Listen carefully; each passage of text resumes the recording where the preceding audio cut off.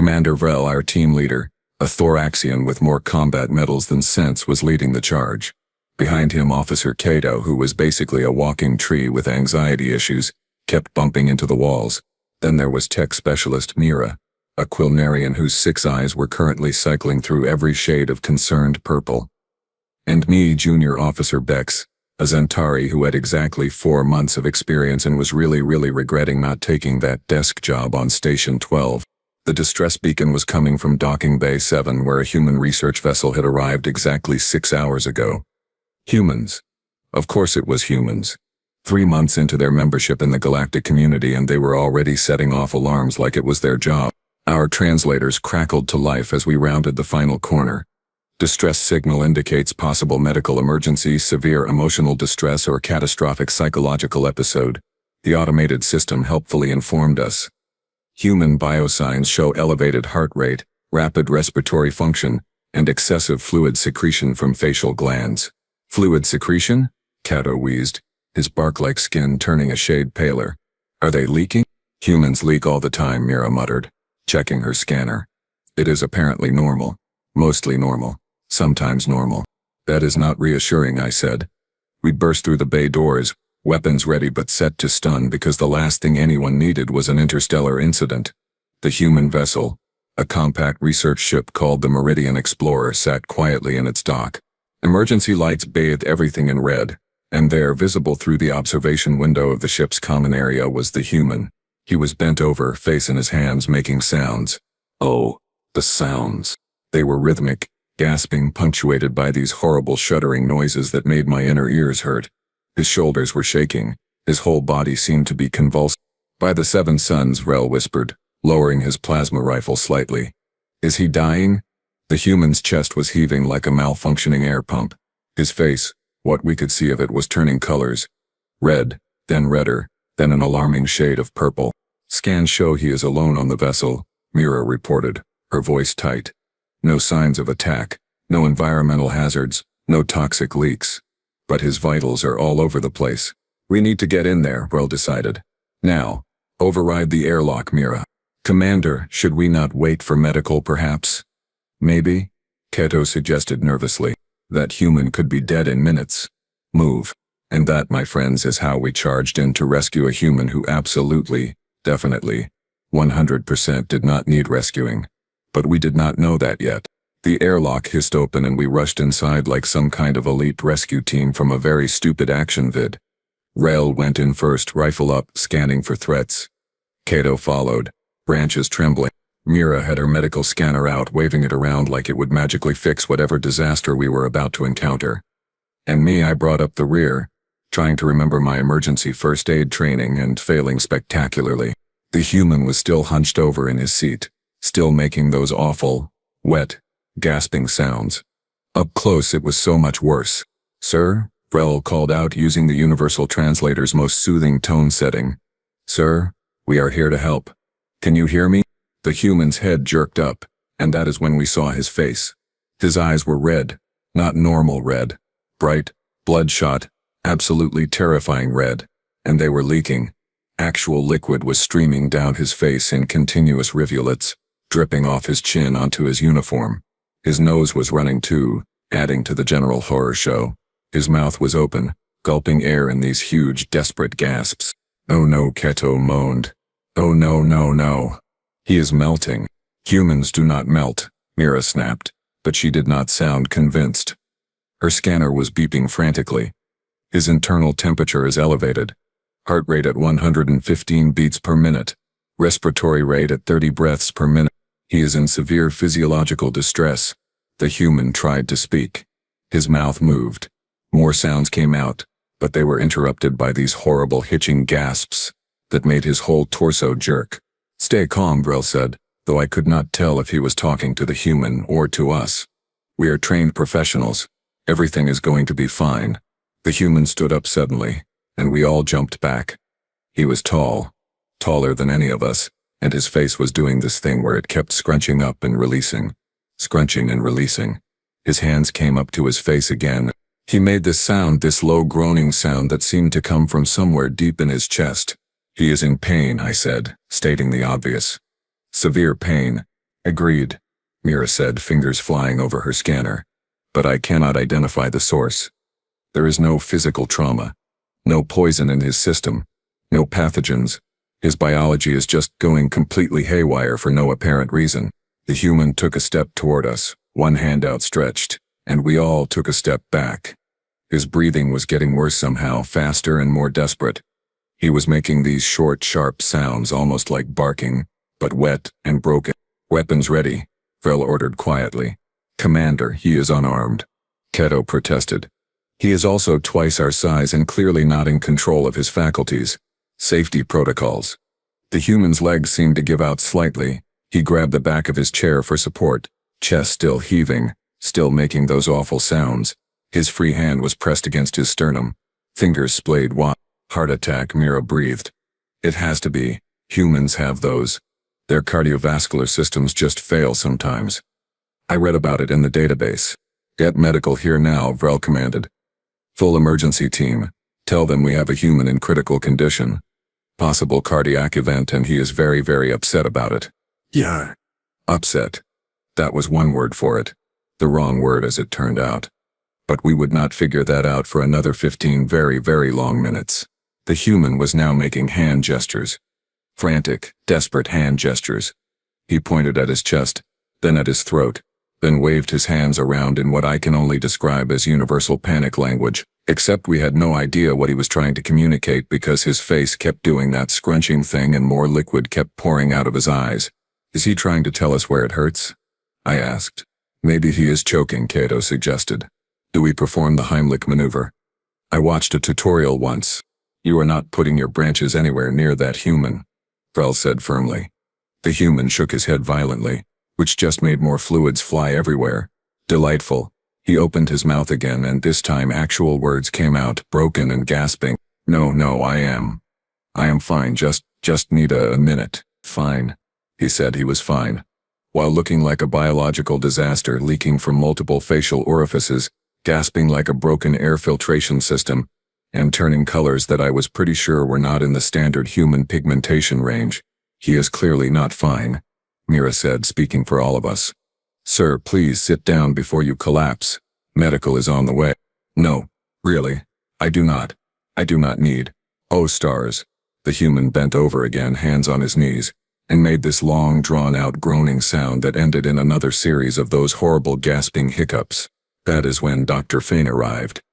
Dr. Fane was a Calarian, basically a floating jellyfish with a medical degree and the personality of a particularly judgmental grandmother. Her translucent form rippled into the room, bioluminescent spots flashing with concern. What do we have? She asked, in her clipped, professional tone. Human male, age, approximately 30 standard cycles, Mira rattled off. Severe emotional episode, excessive lacrimation, respiratory distress, possible cardiac involvement, incoherent speech patterns. Dr. Fane floated closer to the human, her sensory tendrils extending. The human looked up at her, and his eyes went even wider, which I had not thought was physically possible. More liquid streamed down his face. Oh, a new one, he gasped out. Great. Hi. Hello. I am okay, really. You are experiencing a severe physiological crisis, Dr. Fane said gently. Please try to remain calm. Breathe slowly. And here is where everything went from bad to absolutely catastrophic. The human, bless his weird little heart, actually tried to follow her instructions. He straightened up, put his hands on his hips, and started taking these long, deliberate breaths. In through the nose, which made this horrible whistling sound. Hold. Then out through the mouth with this low, whooshing noise. His chest expanded dramatically with each breath. His face was still red, still leaking, but now he was making direct eye contact with each of us while doing this breathing thing. Like he was trying to prove something. What is he doing? Kato whispered. I think, Dr. Fane said slowly, her lights dimming with concern. He is attempting a self-soothing technique. This is consistent with acute psychological breakdown. He is trying to regulate himself, but clearly failing given the continued physical symptoms. The human's breathing got even more deliberate, even more exaggerated. He closed his eyes, tilted his head back, and did this thing where he breathed in for a count of 4, held for a count of 7, then exhaled for a count of 8. I knew this because he was counting out loud. 1, 2, 3, 4, Breath in. Horrible whistling sound. 5, 6, 7. Hold. Face getting redder. 1, 2, 3, 4, 5, 6, 7, 8. Breath out. Whoosh. Is this normal human behavior? Vrel asked Dr. Finnan quietly. According to the database, humans engage in controlled breathing during moments of extreme stress, panic attacks, or when experiencing traumatic episodes, she replied. The fact that he is attempting this suggests he is aware of his deteriorating mental state and trying to combat it. So he knows he is having a breakdown, I said. Correct. Which makes this even more tragic. The human opened his eyes, which were still streaming, and tried to smile. It was the most horrifying thing I had ever seen. His teeth were showing. His face was all wrong. And he was still breathing like a malfunctioning ventilation system. See? He said, voice shaking. Totally under control. Just need some water maybe. And my inhaler. Wait. No, not inhaler. I do not need. I am not. Oh, for the love of. He sat down hard on the chair and put his face in his hands again. We had officially lost all control of this situation. Mira was frantically scrolling through her datapad, pulling up every human medical file, every cultural document, every scrap of information the galactic community had managed to compile about Earth and its bizarre inhabitants in the past 3 months. Okay, she muttered, her 6 eyes scanning at impossible speeds. Excessive lacrimation, that is crying. Humans cry when experiencing sadness, pain, fear, or emotional distress. Check. Rapid breathing, check. Flushed skin coloration, check. Body tremors, check. All signs point to extreme psychological distress or physical trauma. But there is no trauma, Dr. Fenn interjected, her tendrils waving in frustration. I have scanned him 3 times. No injuries, no toxins, no infections, nothing. The human made another one of those sounds, somewhere between a laugh and a sob, which just confused everyone more. Perhaps something happened before we arrived, Vrel suggested. Check the ship logs. Maybe there was an incident. A loss. Bad news from home. I pulled up the communication logs from the Meridian Explorer. Nothing. No incoming messages. No outgoing distress calls beyond the automatic biosign alert that brought us here in the first place. The human had been alone on the ship for 6 hours, running standard equipment checks. Nothing, I reported. He has been by himself doing routine maintenance. No apparent trigger. That is when Commander Vrel made the call that would haunt us all for months afterward. He contacted Station Command. This is Security Team 4, he said into his comm unit. We have a situation in Docking Bay 7. Human crew member experiencing severe psychological episode. Requesting guidance and possible psychiatric support. The response came from Station Commander Tillix, a no-nonsense Voxian who had exactly 0 patience for drama. Defined severe psychological episode. Uncontrollable crying, erratic breathing, incoherent speech. Attempts at self-regulation failing, possible dissociative state. There was a pause, a long pause. Is the human a danger to himself or others? We all looked at the human, who was now sitting very still, breathing very carefully, with his eyes closed and tears still running down his face in continuous streams. Unclear, Vrel admitted, but he is clearly not well. Initiating Protocol 7-3, Tillix said. Human Psychological Crisis Response. I am alerting the Human Liaison Office on Station 12. They are sending someone who specializes in human mental health. ETA 40 minutes. In the meantime, keep him calm. Keep him safe. Do not let him hurt himself. Understood. Dr. Fiend floated closer to the human again. Sir, help is coming. Someone who understands your species better. Can you tell me your name? The human opened his eyes, blinked, more fluid. He cleared his throat, which made this horrible phlegmy sound. Marcus, he said, voice rough. Marcus Chen.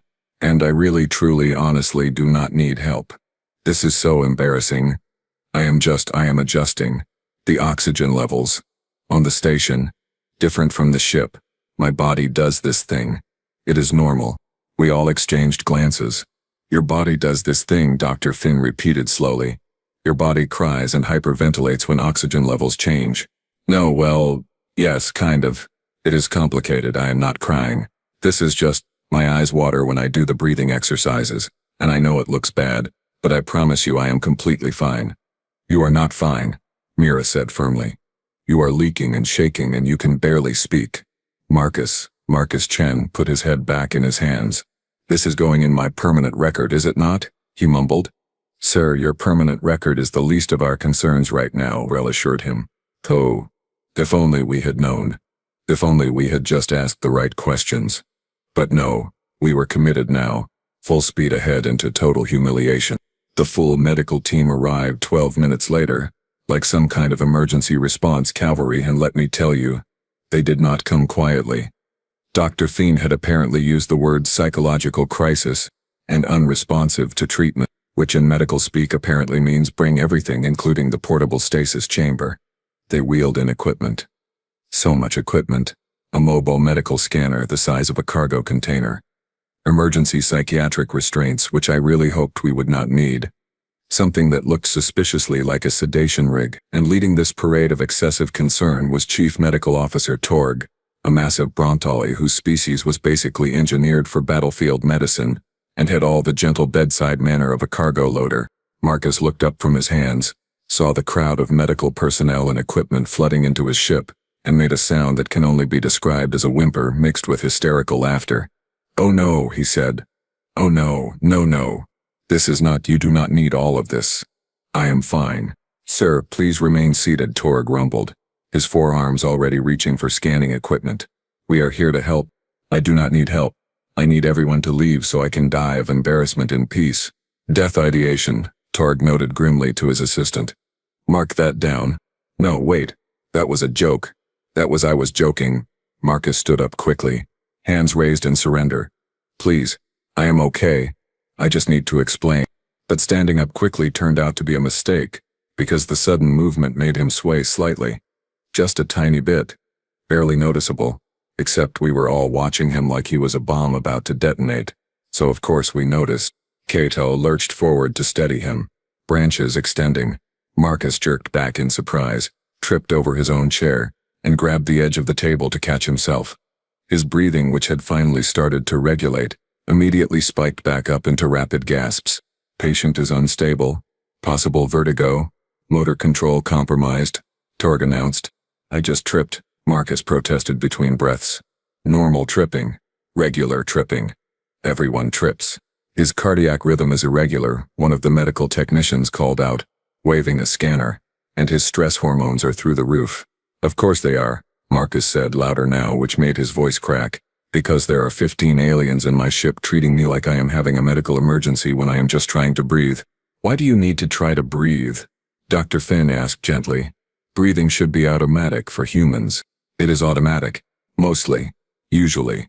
But when the oxygen mix is different, I have to manually adjust my intake rate for a few hours until my body acclimates, so I do breathing exercises, which makes my eyes water because of the sinus pressure.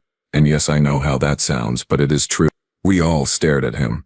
So you are saying, Vel said slowly, that you were doing voluntary breathing adjustments which caused involuntary tear production, and this is normal? Yes. Exactly. Thank you. Can everyone please go now? Torg stepped closer, looming over Marcus with all forearms crossed. Sir, I have been a medical officer for 32 cycles. I have treated over 400 species.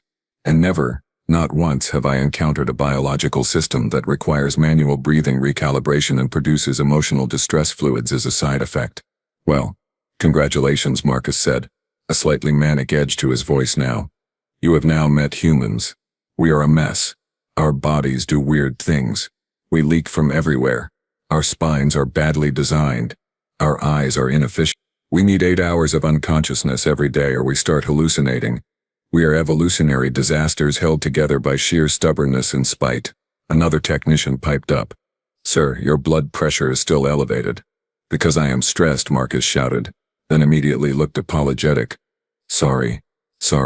I should not yell. But you have to understand, this is humiliating. I filed my flight plan. I docked properly. I was doing routine maintenance. And now I have a full medical team, security officers, and apparently half the station thinking I am having some kind of breakdown because my sinuses are sensitive to oxygen variations. Dr. Fiend's lights flickered thoughtfully. Your sinuses produce the tears. Yes. No. Kind of. It is connected. Look, Can we please just check the human database under respiratory adaptation or environmental adjustment or something? Mira was already pulling it up. Her eyes went wide, then wider, then all 6 of them blinked in perfect synchronization. "Oh," she said quietly. Oh? Frel prompted. "Oh no." Mira turned her data pad around so we could all see the screen. There in the official Galactic Community Human Biology database under a section labeled Environmental Adaptation Protocols was an entry that might as well have been titled, "How We Massively Overreacted to Nothing. Human respiratory systems require a brief adjustment period when transitioning between environments with different oxygen partial pressures." Mira read aloud, her voice getting quieter with each word. "Common adaptation techniques include controlled breathing exercise, which may temporarily affect sinus pressure and lacrimal duct function. This process is completely normal and requires no medical intervention.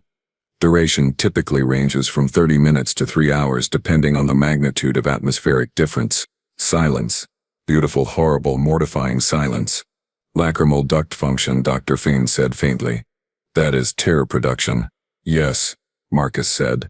"Yes, that is tear production, which I have been trying to tell you for 20 minutes. Torg looked down at his 4 arms full of emergency medical equipment, then at Marcus, then back at the equipment. "So you were not dying? No. You were not having a psychological crisis? No. You were not experiencing cardiac distress, respiratory failure, or neurological impairment? No, no, and no. You were just breathing. I was just breathing. I have never seen a Brontali look embarrassed before. I did not think they were capable of it. But Torg managed it, his massive frame somehow deflating slightly. Why see, I apologize for the excessive response. Can I ask?" Marcus said, and there was something dangerous in his tone now. Something that suggested he was about to make this so much worse for us. "Why none of you checked the database before assembling a full emergency medical team?" Rel cleared his throat. "We did check. We checked crying. We checked rapid breathing. We checked elevated heart rate. But you did not check normal human adaptation behaviors." "In our defense," I said weakly, "you really looked like you were dying."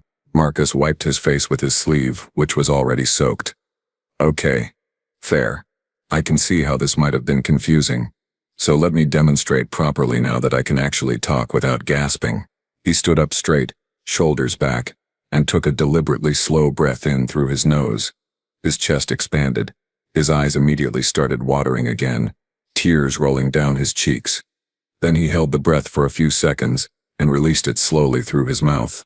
"See?" he said, gesturing to his wet face.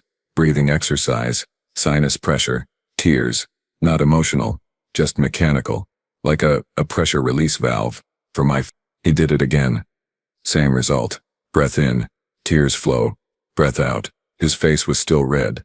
His eyes were still bloodshot. But now that we knew what we were looking at, it was obvious. Painfully, embarrassingly obvious. The shaking, Keto asked timidly. Muscle tension from controlled breathing. Goes away once I am done. The gasping sounds earlier. I was trying to talk while doing the exercises. Bad idea. Made it worse. The elevated heart rate. You all burst into my ship with weapons drawn at 2 in the morning. How would your heart rate be? Valid point. Very valid point. Dr. Fane floated backward slowly, her bioluminescent spots flickering in what I was pretty sure was the Calarian equivalent of a wince. We may have overreacted. You think? Marcus said, but he was smiling now. Sort of. It was hard to tell with all the tears still streaming down his face. Vril stepped forward and did something I had never seen him do in 4 months of service. He removed his helmet, which is a thoraxian gesture of deep respect and apology. Marcus Chen of Earth, on behalf of the Galactic Security Corps and the medical team, I formally apologize for this incident. We acted with good intentions but poor judgment. Marcus sighed, long and exhausted. Apology accepted. Can you all please leave now so I can finish adjusting in peace? We could. We absolutely could. And we absolutely did. Very quickly. With great shame.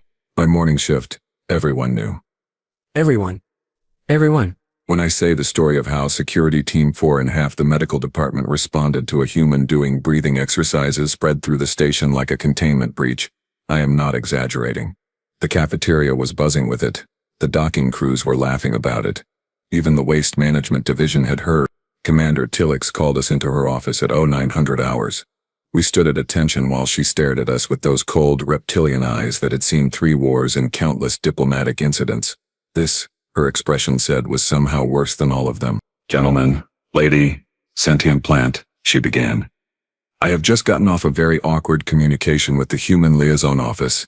They have requested, and I quote, that we all take a remedial course in basic human biology before we accidentally declare war because someone sneezes." To be fair, Vril said, human sneezes are very violent and alarming. Noted. You are all enrolled in human biology and cultural sensitivity training starting tomorrow. The attendance is mandatory. The course runs for 6 weeks. 6 weeks. 6 weeks of sitting in a classroom learning that humans sweat when they are hot, shiver when they are cold, yawn when they are tired, and sometimes their eyes water when they breathe funny. My career was over. Done. Additionally, Tillix continued, this incident will be used as a case study for all new security recruits. Congratulations, you are now a cautionary tale. Mira made a small whimpering sound. However, and here Tillix's mouth did something that might have been a smile, I have reviewed the sensor logs. Your response time was excellent. Your concern for the human's well-being was genuine. You just happened to be catastrophically wrong about what was actually happening. Dismissed. We filed out in silence. The mandatory training sessions were exactly as humiliating as expected. Week 3 featured a detailed breakdown of our response, with Marcus Chen himself appearing via video link to explain, very patiently, what he had been trying to tell us the entire time. He was very gracious about it. Too gracious, which somehow made it worse. The absolute final insult came 2 months later when Station Command installed new signage in all the docking bays. Bright yellow signs. Impossible to miss. Attention. If you observe a human breathing deliberately, crying, sweating, or making unusual sounds, please consult the Human Normal Behavior database before initiating emergency protocols. And underneath, in smaller text, not all leaking is a medical emergency. I transferred to Station 12 3 months after the incident. New sector. Fresh start. Nobody knew me there. At least nobody knew me until my first day when the station commander looked at my file, looked up at me and said, "Wait. Are you the one from the crying human incident? There is no escape. None. This will follow me for the rest of my career." And somewhere out there, Marcus Chen is probably still doing his breathing exercises, completely unaware that he single-handedly traumatized an entire security team and became the most famous human in 3 sectors for the dumbest possible reason. Humans. Why did it have to be humans?